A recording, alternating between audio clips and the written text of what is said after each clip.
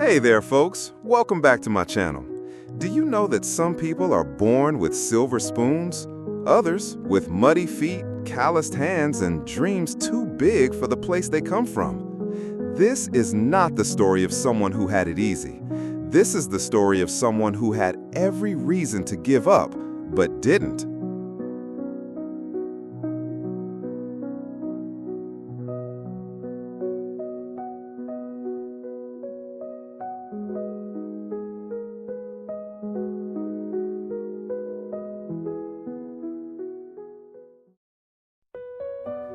I was born in a small, overlooked village tucked between rolling hills and muddy roads. My family wasn't poor by local standards, but there were days when we had to choose between lighting a lamp and buying a loaf of bread.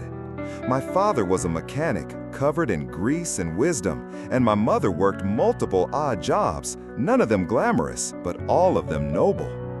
I grew up thinking the world was too big and I was too small. I watched my classmates dream of big cities and big names while I stayed behind, helping my father in the garage and walking my little brother to school barefoot on gravel roads. I wasn't particularly smart or special. I failed my first high school entrance exam. I remember sitting behind our house on a broken bench, crying as if the world had ended. But it hadn't. That failure, instead of defining me, sparked something inside. I told myself that I'd give it one more try, but this time I would truly give it my all. Not halfway, not just enough. I studied at night under a flickering bulb, with books borrowed and sometimes taped together. The second time, I passed. Not top of the class, but enough to move forward. College was another mountain. I had to work 2 part-time jobs, delivering newspapers at dawn and washing dishes until midnight. I once fell asleep in a lecture and the professor threw chalk at me. The class laughed. I wanted to disappear, but I didn't. I stayed. In my final year, I applied to internships in the city, everywhere. I received 34 rejections before one company gave me a chance as a data entry clerk. It paid little, but it gave me exposure. I stayed late, asked questions, took notes, learned like a sponge. Slowly, they noticed. 5 years later, I was managing a team. 10 years later, I founded my own company. But success isn't a straight road.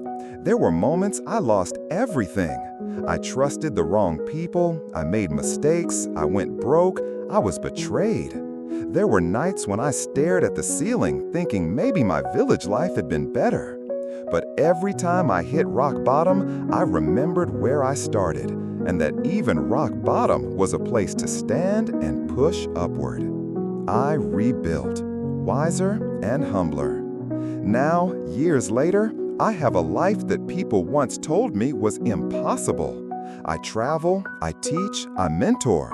My parents live comfortably. I built a library in my village. I fund scholarships for children who walk the same gravel roads I once did. But here's what I want to tell you. You don't have to be brilliant to succeed. You don't have to be born lucky or rich or talented.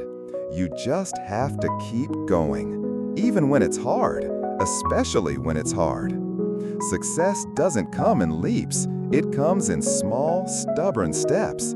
It's saying yes to trying again after 34 rejections. It's staying awake to study one more page.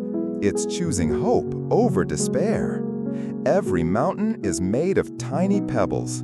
Be the pebble that refuses to stay at the bottom. Your story isn't over yet.